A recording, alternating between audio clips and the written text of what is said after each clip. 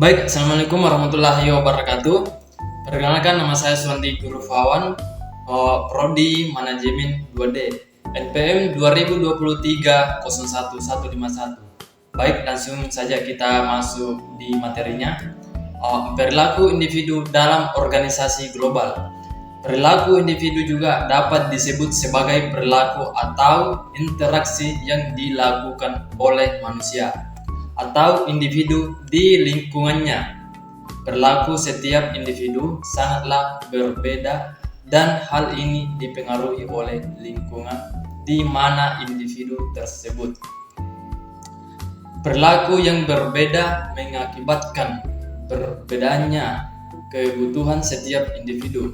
Untuk itu perlunya suatu organisasi agar kebutuhannya yang berbeda tersebut dapat terpenuhi dengan pekerjaan sama antara individu.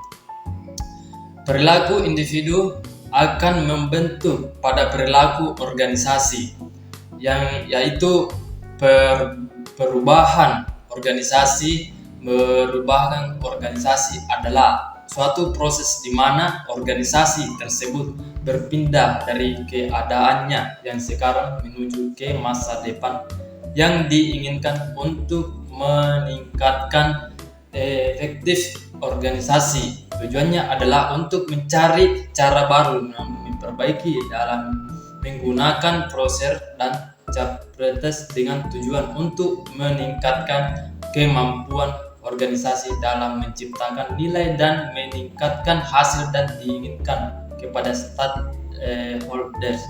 Menurut ahli Herbert J. Jordan, pengembangan organisasi berarti hal yang berlain bagi berbagai ahli dalam bidang ini.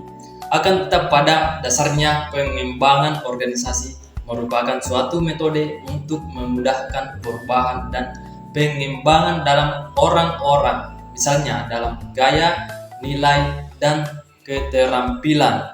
Dalam teknologi, misalnya dalam kesederhanaan yang lebih besar, dalam kompleksitas, dan dalam proses dan struktur organisasi, misalnya dalam hubungan peranan. Jadi di sini ada 4 sasaran perubahan sumber daya manusia. Yang pertama, sumber daya manusia. Kedua, kemampuan teknologi. Ketiga, sumber daya fungsional. Keempat, kemampuan organisasi. Jadi di sini juga ada pengertian yang yaitu pengembangan organisasi. Yang kedua, pengembangan organisasi atau bisa disebut PO.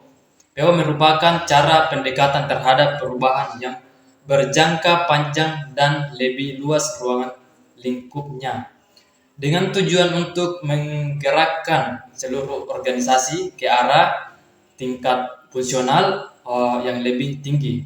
Jadi kesimpulannya yaitu perilaku organisasi adalah suatu disiplin ilmu yang mempelajari tentang perilaku tingkat individu dan tingkat kelompok dalam suatu organisasi serta dampaknya terhadap kinerja, baik kinerja individu, kelompok.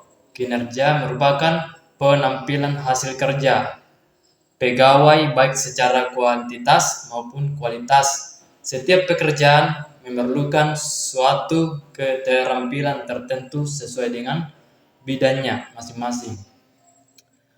Sukar tidaknya suatu pekerjaan serta perasaan seseorang bahwa keahlian dibutuhkan dalam melakukan pekerjaan tersebut akan meningkatkan atau mengurangi keputusan kerja.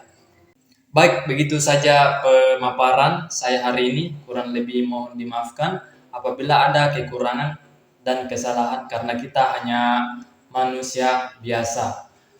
Wabillahi taufiq wal hidayah. Assalamualaikum warahmatullahi wabarakatuh.